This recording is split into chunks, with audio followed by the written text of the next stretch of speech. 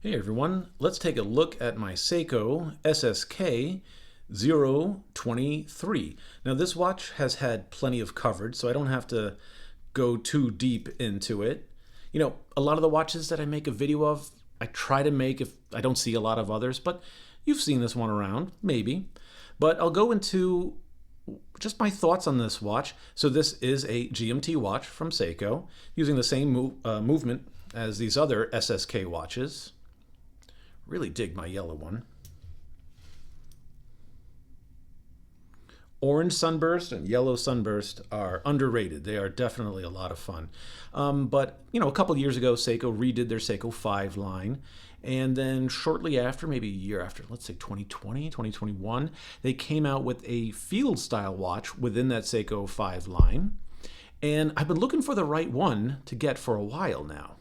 Yeah. The high reflectivity like really messes up the camera. But I've been looking for a good field watch within Seiko's Seiko 5 line for a while, and I just can't pick the right one. For the most part, it's because none of them were coming with good bracelets. A couple of months ago, they did release a Seiko 5 Sports field watch with this bracelet. It was their 110th anniversary model. I almost picked it up, and then I realized that they had released this GMT, which has the same bracelet. Normally Seiko 5s come with really bad bracelets, but they're getting better. If you notice, the links are all solid, the end links are solid, and the clasp is pressed. Just like what you would expect, I think, in a Seiko 5. But as far as pressed clasps go, I think Seikos are fine, right? It's kind of curved up. All this folding makes it like really strong. But forget about the clasp. Back to the watch. This is a GMT, which means it has a fourth hand there, which is a GMT hand. The idea behind the watch is click this out once, and if we rotate this clockwise, I can move that ahead in 1 hour increments. So I can set the normal time to wherever I would be located, and I can set this to any other time around the world, which I would read on the outside bezel.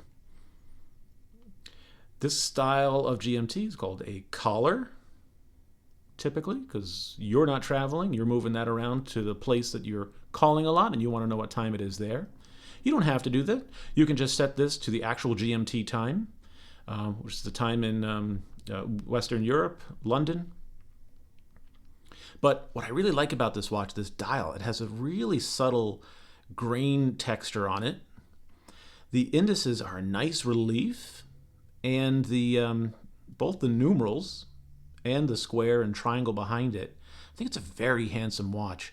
And this bezel has that really nice radial brushing. You can kind of see.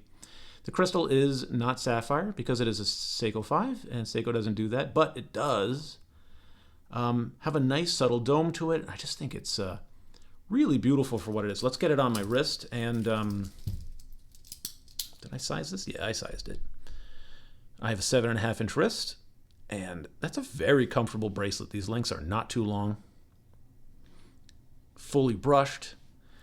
In case you're unaware, this is definitely inspired by the Rolex Explorer 2. That's not something Seiko's going to come out and say. But the Explorer 2 has this kind of bezel. But I do think it's distinct. I don't think you're going to look at this watch and go, well, that's kind of a clone. This is how an homage should be. It's paying a nod to something, but it is absolutely not cloning it. I really like the color-matched date wheel on this. I don't always, but I think it works on this watch. This is one of 3 colorways, I should say. There's also a whole black IP version where the whole case is black. That one does not come on a bracelet, unfortunately. And there is a third colorway where the case crystal is the same, just the dial is white. I really like the way that looks, but for some reason that did not make it to the US. It's like an Asia or Japan exclusive. It might come here at some point. If this is the SSK 023, I think the other two models are the 021 and 025. I'm not sure exactly. But yeah, this is not a screw down crown. It's a field watch after all. Yeah, it has hacking and hand winding. We pull it out, we hack everything. You can see I'm setting the main time there. and the 24-hour time is relative to that. And of course, in the first position out, if I rotate it counterclockwise, I'm increasing the date. So that's how you use one of these. As far as gripes that I have on the watch, I do have kind of one. You know, we gotta move this light out. Yeah, we're getting too much reflection. Yeah, much better. I think the dial's a little busy. We have this inner 12 hours, 1 through 12. On the outside, we have the 24-hour track from 2 to 24. But there's a third track of hours, and that's on the inside, printed right on the dial there. And to me, that's a little too much. That's a slightly busy dial. And I don't think you need that. You know, in a field watch, I don't mind that. The field watch version of this, the non-GMT, also has that. And that makes sense. In the US, it's military time. So you have 1 through 12, and then you have 13 to 24. But you have 3 rows of numbers on this. Plus you have this minute track on the outside with these square indices and that triangle. There's a lot going on. I would have preferred it more without that. It would have been like perfect. And of course, who wouldn't have also preferred a sapphire crystal and a better clasp, but can't be, what beggars can't be choosers. This is a Seiko 5, which means it has a display back. That is a Seiko NH34, pretty sure, movement. And you see it beating up. You see it pulsing right there. Not explicitly decorated or anything. These Seiko 5s are pretty much accurate to like 15, 20 seconds a day. Not crazy, not terrible. But yeah, overall, I think a very handsome watch. Yeah.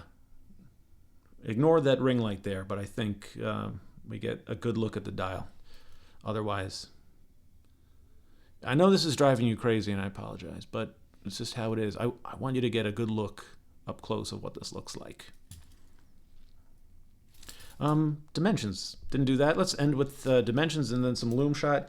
This is a 39 millimeter watch. 39 millimeter watch. That's a nice size for this style of watch, certainly.